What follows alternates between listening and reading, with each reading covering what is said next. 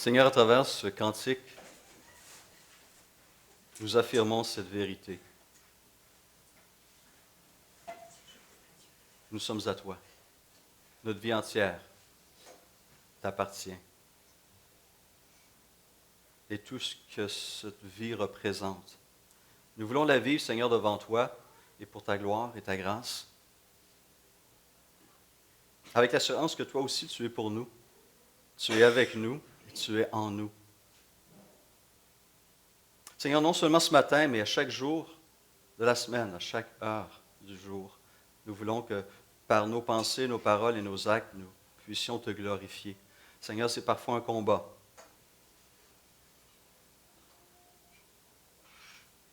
Mais tu nous as donné tout ce qui est nécessaire pour vivre devant toi d'une manière honorable, juste, joyeuse et paisible. Nous te remercions parce que tu nous enrichis quotidiennement. Seigneur, nous voulons que nos vies aussi te glorifient. À travers notre cœur qui t'est offert, qui t'appartient, notre vie entière t'appartient. Et nous voulons te glorifier par nos paroles, par nos attitudes et nos actions, par nos biens matériels, par les dons et les talents que tu as placés en nous. Que ta volonté s'accomplisse ainsi, Seigneur, et que ton nom soit glorifié. Bénis ces offrandes et cette parole maintenant sur laquelle nous nous penchons. Par ton esprit, dirige et éclaire, s'il te plaît. Amen. Je vous invite à prendre avec moi la deuxième épître de Paul à Timothée. Dernière lettre inspirée de l'apôtre Paul.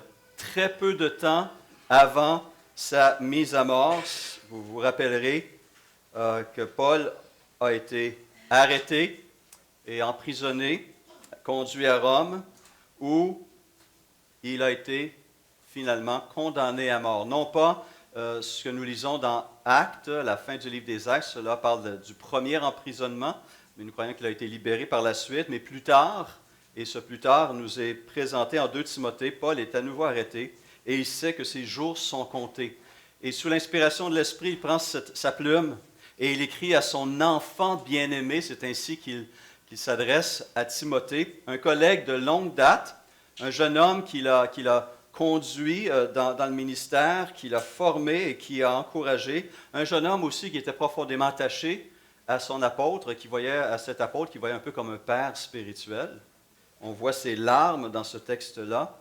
Et on imagine que, alors que Paul prend la plume pour encourager et exhorter une dernière fois ce jeune serviteur, cette lettre a dû avoir une place unique, vraiment toute particulière dans le cœur de Timothée. Il a dû lire et relire ces paroles pour se laisser à nouveau rempli et encouragé. Et certainement des larmes aussi devaient couler alors qu'il lisait ces dernières paroles de son ami.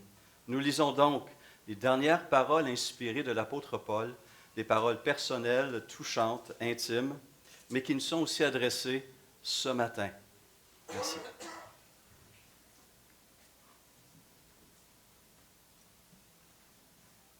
Nous allons lire à partir du verset 1er du chapitre 1.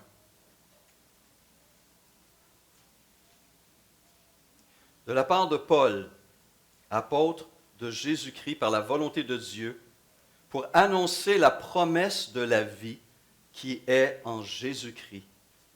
À Timothée, mon enfant bien-aimé, que la grâce, la compassion et la paix te soient données de la part de Dieu le Père et de Jésus-Christ notre Seigneur.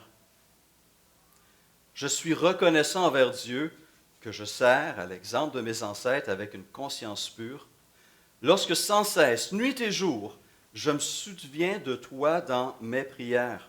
Je me rappelle tes larmes et je désire te voir afin d'être rempli de joie. Je garde en effet le souvenir de la foi sincère qui est en toi. Elle a d'abord habité ta grande-mère Loïs et ta mère Eunice, et je suis persuadé qu'elle habite aussi en toi. C'est pourquoi je te rappelle, ranime la flamme du don de Dieu que tu as reçu lorsque j'ai posé mes mains sur toi.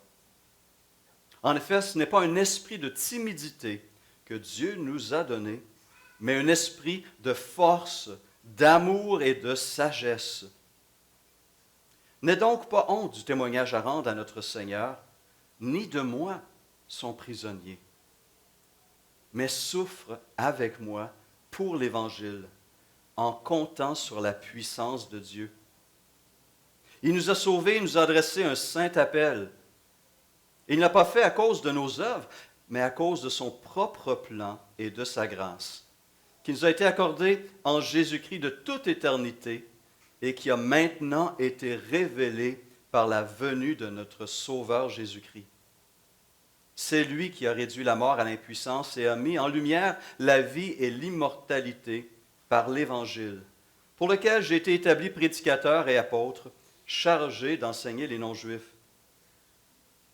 Voilà pourquoi j'endure ces souffrances, mais je n'en ai point honte, car je sais en qui j'ai cru et je suis persuadé qu'il a la puissance de garder le dépôt qu'il m'a confié jusqu'à ce jour-là. Prends pour modèle les saines paroles que tu as entendues de moi dans la foi et l'amour qui sont en Jésus-Christ. Grâce au Saint-Esprit qui habite en nous, garde le bon dépôt qui t'a été confié. Fin de la lecture de la parole de Dieu.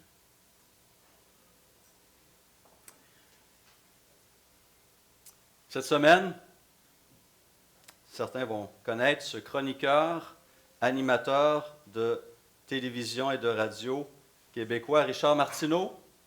Oui, hein? Un homme bien connu dans les médias, un homme qui a une opinion très claire sur bien des choses, très fondée, carrée, n'est-ce pas? C'en est pris à nouveau aux chrétiens. Ça semble être un thème qu'il aime souligner, soulever dans plusieurs de ses chroniques. Et dans sa chronique de jeudi intitulée « La terre n'est pas plate », et il nous associe à cette conseillère municipale de Gatineau, Mme Nathalie Lemieux, qui croit que la Terre est plate, ou du moins elle a des doutes que la Terre soit réellement ronde, un globe. Et le portrait que Martineau se permet de faire en associant la croyance de cette dame avec nos croyances dans les récits mentionnés dans la parole de Dieu, cherche à dépeindre les chrétiens un peu, je le dis en mes mots à moi, des imbéciles qui croient des niaiseries. Je pense que ça résume bien l'opinion qu'il a des chrétiens qui croient en la parole de Dieu. Voici ce que l'article mentionne et dit « Des superstitions méritent notre mépris », et il fait référence ici à la croyance que la terre est plate, et d'autres, notre respect, et il faisait référence dans son article à l'arche de Noé. Et il conclut ainsi sa chronique. « J'aimerais qu'on m'explique pourquoi certaines superstitions méritent d'être ridiculisées alors que d'autres méritent d'être défendues bec et ongle par une charte. On trace la ligne où, quand une superstition existe depuis 2000 ans et plus, elle mérite notre respect, se demande-t-il. Nathalie Lemieux ne pourrait pas enseigner un cours de science. Mais un croyant pourrait. Point d'interrogation. Et il termine sa chronique de cette manière. Donc, si je crois ce que enseigne la Bible, je ne devrais pas être autorisé à enseigner, d'après Martineau. Je suis un peu un ignare, un pré-scientifique ou un anti-science. Et sa voix s'ajoute à des voix de plus en plus nombreuses qui s'élèvent pour exprimer le mépris le plus total envers ceux qui ont des croyances religieuses, quelles qu'elles soient, envers tout ce qui est religieux. On commence par ridiculiser ces croyances-là, et ensuite on se permet de remettre en question le droit de ces personnes de vivre selon ces convictions, selon leur foi. Et bientôt, très bientôt, on va commencer à dire qu'ils sont une menace pour la société. Et en particulier pour les enfants dont ils prennent soin, dont ils ont la charge, en leur communiquant ces choses. Drôle de monde dans lequel on se trouve, où pendant des siècles, cette parole était considérée comme parole de Dieu, a orienté des civilisations, a inspiré des artistes, a encouragé les sciences modernes, qui aujourd'hui, maintenant, c'est vu comme folie, stupidité, ridicule. Un monde de plus en plus spirituellement aveugle et hostile à Dieu et à tout ce qui représente Dieu. Alors, dans un tel climat social, je peux comprendre que certains chrétiens se sentent bel et bien intimidés. Certains vont y penser deux fois à présenter leur position sur un enjeu éthique, social, politique ou religieux sur la base de leurs convictions religieuses. Et certains même vont peut-être carrément cesser de s'afficher en tant que chrétiens. Est-ce la raison pourquoi l'Évangile semble être moins visible, moins présent, moins communiqué? Est-ce la raison pourquoi certains chrétiens ne partagent plus leur foi? Eh bien, lorsque nous avons effectué le sondage de l'Institut des Églises florissantes en juin dernier, on se rappelle, un institut qui est soutenu par l'Université chrétienne de Calgary, l'Université Ambrose, 57 membres de l'Église, donc un pourcentage important de membres et de sympathisants, ont complété ce sondage-là. Et à un moment donné, une des questions était la suivante. Nous avons demandé aux répondants d'identifier les 3 plus grands défis de l'évangélisation pour vous personnellement. Et 6 réponses sont ressorties à différents niveaux, à différents pourcentages. Regardons ensemble très brièvement ces 6 points, en commençant par les 2 derniers qui avaient un pourcentage égaux, 9,1%, 9,1%, donc près de 10, 1 sur 10, avaient comme raison pourquoi l'évangélisation est un défi pour eux, l'absence d'un programme de congrégation approprié et le fait d'avoir peu de non-croyants parmi ses amis. C'est les deux dernières des 6 raisons les plus souvent évoquées. Alors, c'est vrai qu'en tant que communauté, nous n'avons pas présentement un programme d'évangélisation en place. C'est un fait. Nous en avons eu dans le passé et nous avons eu des programmes et des activités diverses, des activités de type grand déploiement. Mais on doit admettre que les activités de grand déploiement dans notre culture aujourd'hui sont de moins en moins populaires. Je me rappelle 2011-2013, nous avons fait venir à Québec une ambassadrice des Nations Unies, une ambassadrice de bonne volonté de l'UNESCO, l'Organisation des Nations Unies pour l'éducation, la science et la culture. Certains vont se rappeler de la visite de Kim Phuc, qu'on appelle la petite fille au napalm, cette image à droite d'elle en tant qu'enfant d'un fuyant village vietnamien qui venait d'être bombardé au napalm, son corps brûlé à un pourcentage très élevé, a fait le tour du monde et a symbolisé cette guerre du Vietnam. Cette jeune femme est devenue, cet enfant est devenu un adulte qui a été utilisé par le gouvernement communiste vietnamien dans sa propagande, mais éventuellement, elle a trouvé un évangile, a entendu parler de Jésus-Christ et s'est convertie. Et a réussi à fuir, à faire défection, et aujourd'hui, elle habite Toronto. C'est une dame qui a un témoignage remarquable. Et nous l'avons invitée d'abord en 2011, puis à nouveau en 2013, pour parler justement à la population québécoise de Québec, transmettre un message qui porte sur la nécessité de la réconciliation, la compréhension mutuelle, du dialogue, plutôt que la confrontation et la violence comme moyen de régler les conflits. Et à travers cela, elle voulait aussi communiquer la bonne nouvelle de Jésus-Christ. Alain Blackburn et moi avions beaucoup travaillé avec d'autres leaders d'Église pour organiser cette conférence publique. Moi qui étais le président de l'événement, j'avais invité le maire de Québec, Régis Labaume. J'avais invité à l'époque Agnès Martin, qui était ministre de l'Emploi, ministre de la Condition féminine, une autre députée fédérale de Québec et d'autres personnalités politiques. Personne n'est venu. On avait une dame de réputation internationale, de calibre international, avec un témoignage puissant, et personne n'est venu. Et très peu de non-croyants ont répondu à l'appel qui avait été lancé à travers les médias et du bouche à oreille. D'autres choses ont eu lieu. On a tenté des concerts chrétiens, des déjeuners de l'espoir. J'ai moi-même donné mon témoignage à l'un de ces déjeuners et d'autres aussi ici. On a collaboré, puis on collabore encore avec l'Association des fermiers chrétiens du Canada. On a fait venir, vous vous rappelez, l'illusionniste chrétien François Boudreau en novembre 2017. On a eu le pasteur évangéliste, Marc Van de Vauwer en octobre 2018. Et dernièrement, on espère utiliser Vie Renouvelée pour pouvoir parler, apporter la guérison, le message de guérison au nom de Jésus-Christ aussi à des non-croyants. Dieu s'est servi de tels événements dans le passé et Dieu va aussi continuer à le faire.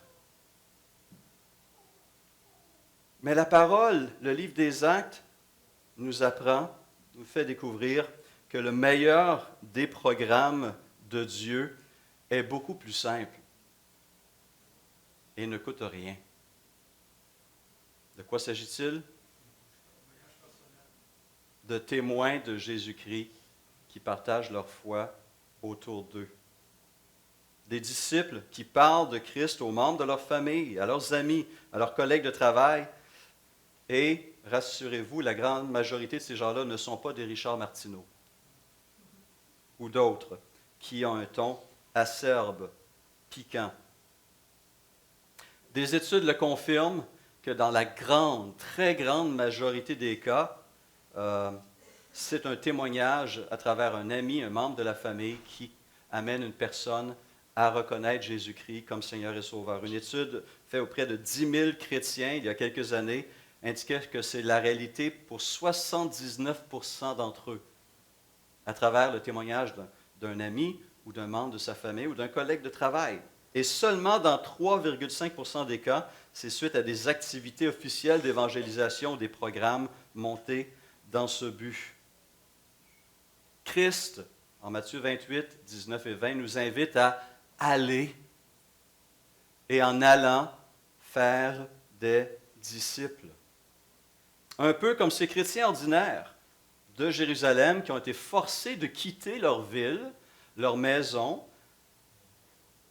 à cause d'une grande persécution qui s'est abattue sur elles suite à la mise à mort d'Étienne, serviteur de Dieu. Et on lit en Actes 8, 4 que ceux qui avaient été dispersés allaient de lieu en lieu et annonçaient la bonne nouvelle de la parole.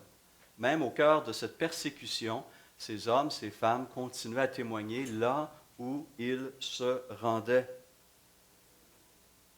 Et comme pour l'Église de Jérusalem, il y a 2000 ans, nous n'avons pas besoin d'une ambassadrice de l'UNESCO pour parler de Christ. Nous n'avons pas besoin d'un acteur populaire ou d'un sportif de haut calibre ou d'un évangéliste professionnel. Ces ressources existent et on peut les utiliser de temps en temps, certainement. Mais la force première de Dieu, c'est son peuple, c'est ses disciples, ses témoins. Et Christ a fait en sorte pour qu'on puisse être des témoins efficaces. Et vous recevrez une puissance, le Saint-Esprit survenant sur vous, et vous serez mes témoins à Jérusalem, dans la Judée, dans la Samarie et jusqu'aux extrémités de la terre. Et c'est ce qu'on voit l'Église accomplir dans le livre des Actes. Et c'est ce que nous sommes appelés à accomplir à notre tour, dans notre Jérusalem, ici à Québec, dans la province, dans le pays et jusqu'aux extrémités de la terre. Et c'est ce que Paul voulait rappeler à Timothée dans sa deuxième lettre. Timothée n'avait pas besoin de quelque chose de plus pour accomplir son ministère. Il avait déjà tout ce dont il avait besoin. Il avait reçu de Dieu tout ce qui était nécessaire. Pierre va tenir le même langage au début de sa deuxième épître. Il dit ceci: « Sa divine puissance nous a donné tout ce qui est nécessaire. » Tout ce qui est nécessaire à la vie et à la piété. Alors, qu'est-ce que Timothée avait besoin de faire? 2 Timothée 1,6, de raviver la flamme que Dieu avait allumée en lui. C'est pourquoi je te rappelle, dit Paul à Timothée, ranime la flamme du don de Dieu que tu as reçu. Nourris cette flamme. Nourris-la à travers ta vie de prière. Demande à Dieu de l'alimenter. Nourris-la par la lecture de ta parole. Nourris-le à travers une marche conséquente. Et l'Esprit va agir et va te soutenir à travers ces choses. Deuxième raison qui est mentionnée, évoquée pour le peu d'évangélisation, est que l'on a peu d'amis incroyants dans notre cercle d'amis. Alors, ça se comprend que plus les années avancent, passent, plus notre cercle d'amis incroyants, pour certains, se rétrécit. Certains vont mettre l'accent seulement sur leur amitié chrétienne dans l'Église et on ne cultive pas nécessairement de nouveaux amis, ce qui est un peu malheureux. Mais ce qui explique aussi pourquoi, bien souvent, ce sont des jeunes chrétiens, de nouveaux convertis, qui ont le plus d'impact dans leur témoignage. Pourquoi? Parce que tous leurs amis sont incroyants encore au moment de leur conversion. Et ils sont remplis de ce feu, de cette compréhension de l'Esprit. Et ils ont compris l'importance de partager ce message qui vient de transformer leur vie. Mais on ne doit pas oublier qu'on a encore une famille aussi. On ne doit pas oublier aussi que le Seigneur nous place et nous a donné une capacité d'avoir une vie professionnelle et qu'à travers cette vie professionnelle, on a des collègues, on a des clients, on a des fournisseurs et 5 jours sur 7 pour la majorité d'entre nous, 5 jours sur 7, nous sommes en contact quotidien avec ces personnes. On peut prier pour eux, on peut les aimer et on peut leur partager cette espérance qui est en nous. Ce salut en Jésus-Christ. Notre milieu de travail, pour la majorité d'entre nous, notre champ missionnaire numéro 1. On n'ira pas en Asie ou en Afrique ou en Amérique du Sud, mais le Seigneur nous envoie dans ces milieux aussi où on peut avoir un impact au nom de Christ. Défi numéro 3, à 13,2%, manque de formation. Et là, on doit reconnaître que, oui, on doit faire mieux ici à Renaissance. On peut certainement faire mieux. Ces dernières années, on utilise le ministère de l'Association des fermiers chrétiens qui présente une formation toute simple sur la communication de l'Évangile. Depuis plusieurs années aussi, on encourage les frères et les sœurs à aller se former et développer une vision à travers le Forum des évangélistes, dont le prochain, vous le savez, aura lieu les 20 et 21 mars à Chauveau. Et on a au moins 4 personnes de l'Assemblée qui vont y être. Et je vous invite à prier pour ces 4 personnes, Kelly Guédé, Louise Lotzer, Fadi Rad et Philippe Bouillon, qu'ils puissent être encouragés dans leur marche chrétienne et aller chercher un zèle nouveau et bénir leur communauté, mais bénir les personnes vers qui le Seigneur va les envoyer par la suite. La semaine prochaine, je vais aussi rencontrer des représentants des Gédéons pour discuter de la possibilité d'inviter cette organisation à venir apporter une formation en évangélisation qu'ils viennent de développer. Et on veut voir s'il y a d'autres opportunités qui existent pour vous former. On veut reconnaître ce besoin et aller chercher ces ressources. Mais ce sont surtout les 3 premières raisons sur lesquelles je crois qu'on doit s'attarder, qui sont en ordre décroissant. Donc la première raison, le plus souvent évoquée, un manque de confiance. 1 personne sur 4 à Renaissance reconnaît un manque de confiance. Près de 1 personne sur 4 aussi a la peur du rejet. Et 19%, 1 sur 5, mentionne l'antagonisme ou la résistance croissante aux valeurs chrétiennes et à l'Église chrétienne comme raison pourquoi il est si difficile de partager l'Évangile. Et c'est ici, je crois, que l'exhortation de Paul à Timothée prend toute son importance, mérite toute notre attention. Ce n'est pas, écrit Paul à Timothée, au verset 7, ce n'est pas un esprit de timidité ou de crainte ou de peur que Dieu nous a donné, mais un esprit de force, d'amour et de sagesse. N'aie donc pas honte du témoignage à rendre à notre Seigneur, ni de moi son prisonnier, mais souffre avec moi pour l'Évangile en comptant sur la puissance de Dieu. Qu'est-ce que Paul est en train de rappeler à Timothée ici? Que premièrement, cet esprit de timidité, de crainte ou de défaitisme ne vient pas de Dieu. Ce n'est pas un esprit de timidité que Dieu nous a donné. Et c'est intéressant de constater que chez Timothée, cela est un problème récurrent. Il était un jeune homme de nature timide, réservé. Et on peut s'identifier à lui. Certains, certainement, vont s'identifier à lui. Déjà, quelques années auparavant, Paul était obligé de dire aux chrétiens de Corinthe, « Si Timothée arrive, veillez à ce qu'il soit sans crainte parmi vous. » Il est obligé d'avertir l'Église, « Attendez, là, mon jeune collègue s'en vient, là, faites-lui pas peur. Accueillez-le. » Et dans sa première lettre à Timothée, il lui rappelle, il dit que personne ne méprise ta jeunesse. Ce n'est pas parce que tu es jeune que tu n'as pas ce qu'il faut pour être un serviteur de Dieu et pour exercer ton ministère avec force, avec intégrité, avec courage. Il faut reconnaître la peur des autres, la peur de l'opinion des autres, la peur de ce que les autres vont dire ou faire lorsqu'on va prendre position, lorsqu'on va partager la bonne nouvelle de Jésus-Christ. Cette peur habite le cœur de plusieurs d'entre nous. Elle est courante. Déjà, du temps de Jésus, évidemment. On apprend, par exemple, en Jean 12, 42, que parmi les dirigeants, beaucoup crurent en Jésus. On est en Jean 12 ici, vers la fin de son ministère, et on apprend que beaucoup parmi les dirigeants croyaient en lui.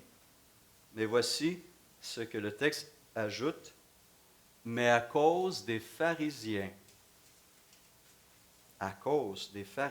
ils n'osaient pas le reconnaître ouvertement de peur d'être exclus de la synagogue, car ils tenaient davantage à l'approbation des hommes qu'à celle de Dieu. Des hommes comme Joseph d'Arimathée, qui est décrit en Jean 19, 38 comme un disciple de Jésus, mais en secret par peur des Juifs. Et cette crainte, même des chrétiens d'expérience qui ont du kilométrage dans le corps, dans le service, l'expérimentent. Ça peut surgir à un moment tout à fait inattendu. Pierre est un bon exemple.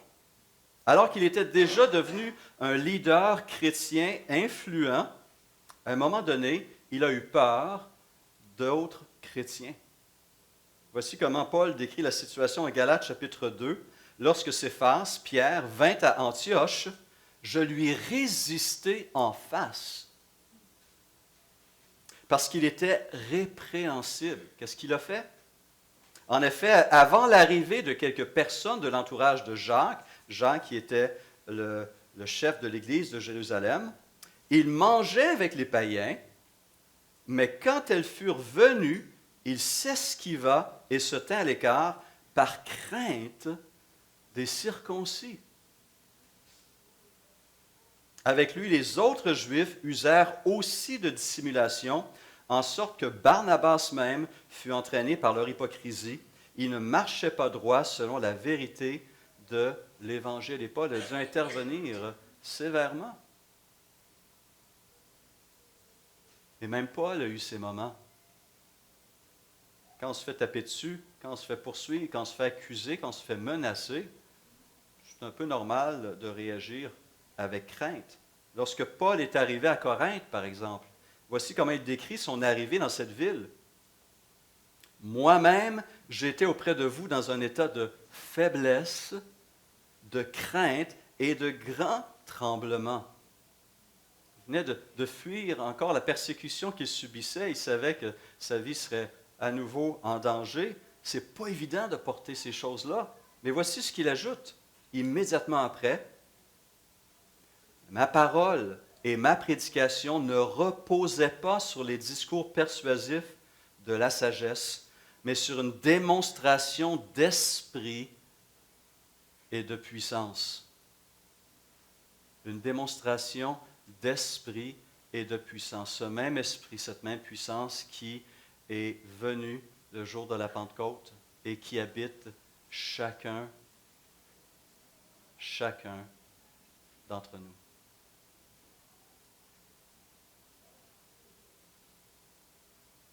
Il est évident que l'homme laissé à lui-même sera ballotté par toutes sortes d'émotions et les craintes sont parmi les émotions les plus fortes, les plus communes. Mais Paul rappelle à ses amis de Rome Nous n'avons pas reçu un esprit d'esclavage pour être encore dans la crainte. Ce n'est plus nécessaire.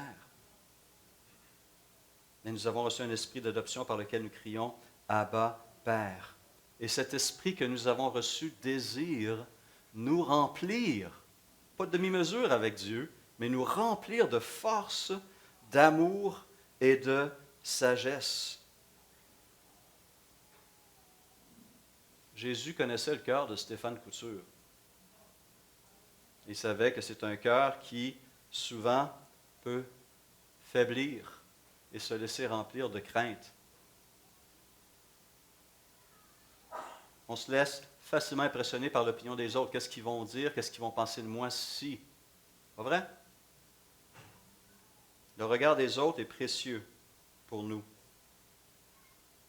Et c'est pourquoi Jésus a préparé le terrain pour ses apôtres, les premiers pour nous jusqu'à aujourd'hui. Il dit, vous êtes témoins de ces choses, dit-il à la toute fin de son évangile de Luc. Vous êtes témoins de ces choses et voici que j'enverrai sur vous ce que mon Père a promis. Quant à vous, restez dans la ville de Jérusalem jusqu'à ce que vous soyez revêtus de la puissance d'en haut.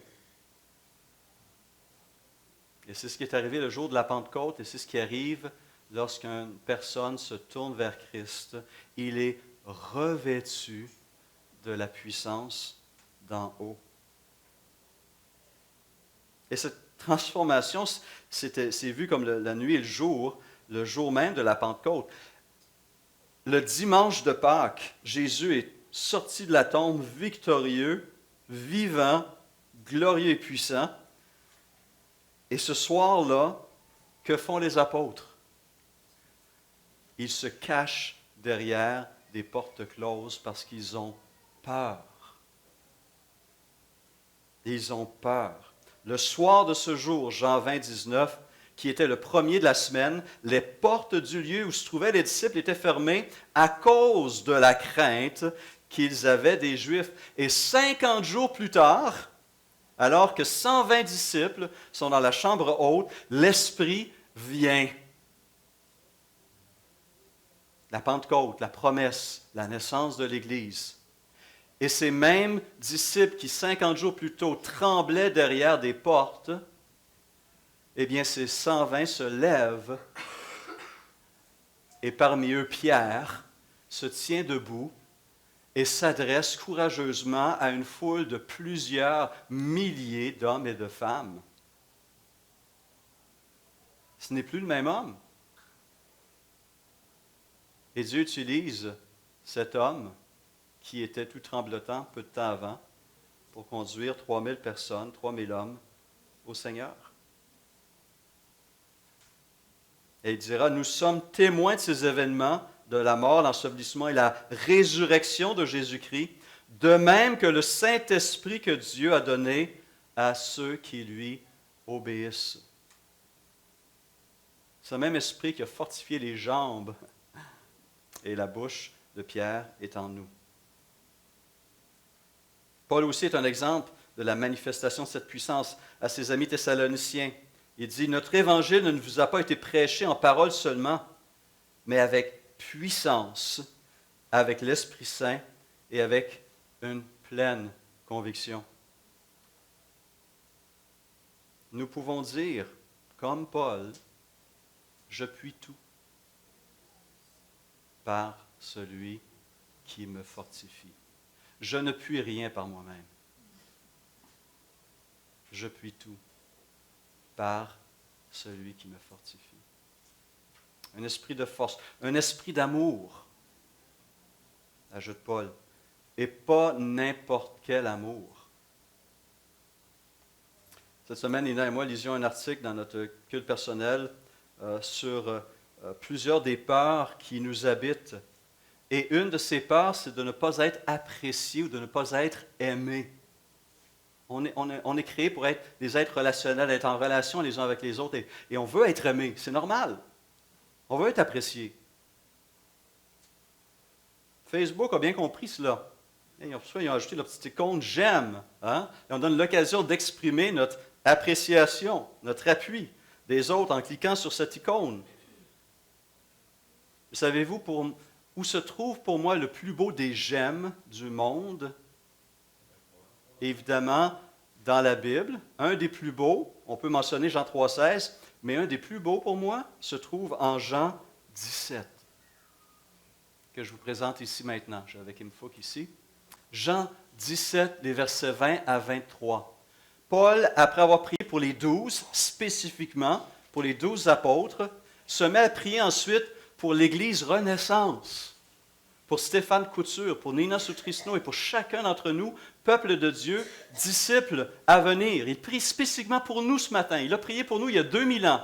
Et il dit ceci, « Je ne prie pas pour eux seulement, les 12, mais encore pour ceux qui croiront en moi à travers leurs paroles, afin que tous soient un comme toi, Père, tu es en moi et comme je suis en toi, afin qu'eux aussi soient un en nous, pour que le monde croie que tu m'as envoyé. » Ces liens qui nous unissent, c'est un témoignage que le Père a réellement envoyé le Fils. Et voici ce que Jésus ajoute. Oups. Je leur ai donné la gloire que tu m'as donnée, afin qu'ils soient un comme nous sommes un, moi en eux et toi en moi, afin qu'ils soient parfaitement un et qu'ainsi le monde reconnaisse que tu m'as envoyé. Regardez ce qu'il dit. Et que tu les as aimés comme tu m'as aimé. J'ai lu ça cette semaine et j'ai parti à pleurer. On ne peut pas rester indifférent devant une vérité renversante comme ça. Le Père nous aime du même amour qu'il aime son Fils. Son Fils unique, son bien-aimé. Nous sommes profondément aimés par l'être le plus important de l'univers. Et jamais cet amour ne va disparaître. Jamais. Il est parfait, infini, éternel. Ça me renverse. Ça me bouleverse. Ça m'émerveille. Nous sommes aimés parfaitement.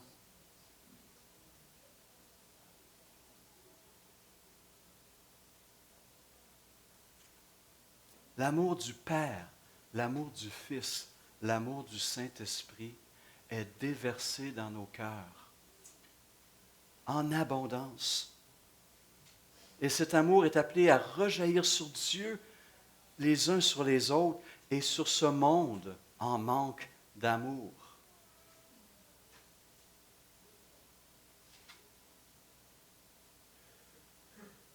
Et doit être notre motivation première pour parler avec courage à notre famille, à nos amis, à nos collègues et même à des étrangers.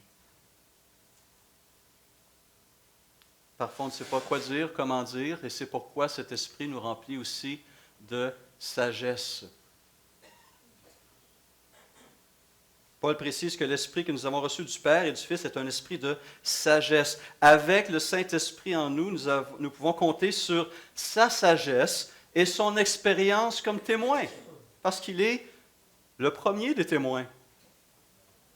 Jean 15, 26, « Quand sera venu le Consolateur que je vous enverrai de la part du Père, l'Esprit de vérité qui vient du Père, il rendra témoignage de moi. » Il est le premier des témoins. Et Paul ajoute, Jésus ajoute, verset 27 de Jean 15, « Et vous aussi, vous me rendrez témoignage. » L'Esprit est notre premier enseignant qui nous aide à trouver les paroles et non seulement les attitudes et les sentiments.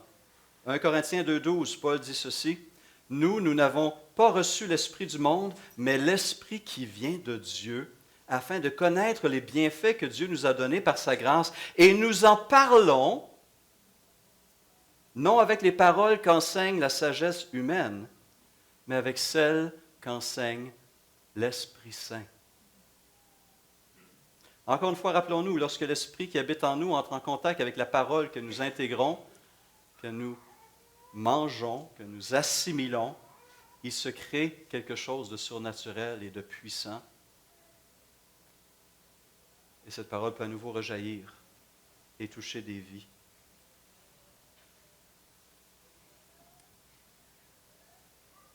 Nous sommes tous non seulement appelés à garder le beau dépôt que Christ nous a confié, c'est ce que Paul dit faire en 2 Timothée 1,12, mais il invite son ami Timothée, son collègue, son protégé, à faire de même au verset 14. Ce même dépôt, ce même message, cette même espérance, cette même vie qui nous a été confiée dans la grâce, avec abondance, au nom de Jésus-Christ. Lorsque nous sommes devenus chrétiens, nous avons reçu cet Esprit Saint qui nous donne le pouvoir de surmonter toutes nos craintes. Cessons de regarder notre incapacité naturelle, elle est réelle, elle est là. Cessons de laisser nos craintes nous dominer et invitons le Saint-Esprit à nouveau à agir, à prendre la place, à prendre le contrôle, à nous remplir à nouveau de sa paix, de sa joie, de sa puissance. J'en ai besoin à tous les jours. Nous en avons tous besoin à tous les jours. Et il veut nous donner cet amour pour les âmes.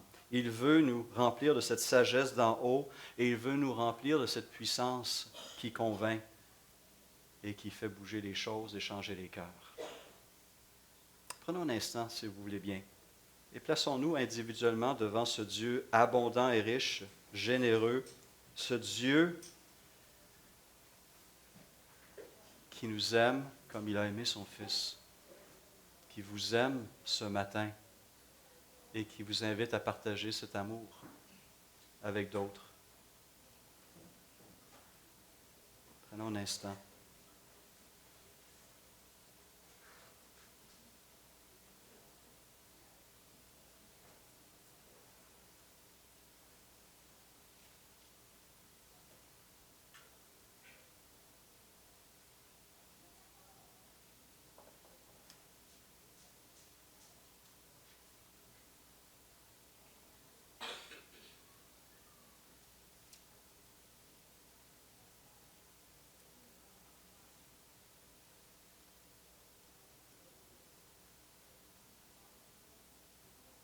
Seigneur, nous nous plaçons à nouveau devant toi. Nous avons besoin, j'ai besoin, Seigneur, de venir à ton trône de grâce à nouveau ce matin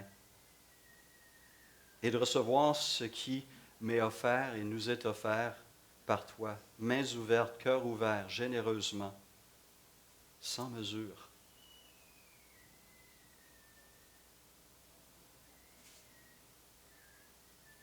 Force, amour, sagesse.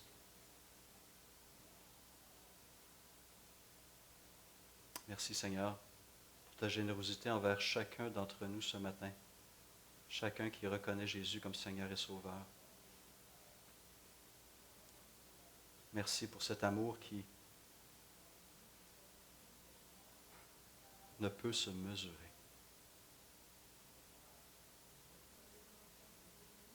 Merci qu'on peut sortir d'ici sans craindre l'opinion des hommes parce que l'opinion de Dieu a été clairement exprimée et ça nous fait marcher sur des nuages. Ça nous remplit de joie et d'assurance et de paix et d'amour en retour. Tu nous as aimés le premier. Seigneur, on a besoin à nouveau d'être remplis de cet amour. Pour toi, pour ton Église et pour le monde. Donne-nous sagesse pour savoir quoi dire, comment le dire, quand le dire et pourquoi le dire. et donne cette puissance surnaturelle de l'Esprit à notre vie. Pour que d'autres se joignent à nos voix pour glorifier ton nom et pour louer Jésus-Christ, et que d'autres reconnaissent la raison d'être de leur existence ici-bas, et ainsi glorifient à leur tour ton nom. Merci pour ces moments dans ta parole, merci pour cette assurance, ce rappel tellement important, et ces ressources glorieuses à notre disposition. Que ta paix repose sur mes frères et sur mes sœurs cette semaine, et qu'ils puissent vivre sous ta lumière, et sous ta paix et sous ta joie, remplis de toi à chaque instant. Amen. Et je vous laisse avec cette bénédiction finale de 2 Corinthiens 13, 13. Que la grâce de notre Seigneur Jésus-Christ, l'amour de Dieu et la communion du Saint-Esprit soient avec vous tous.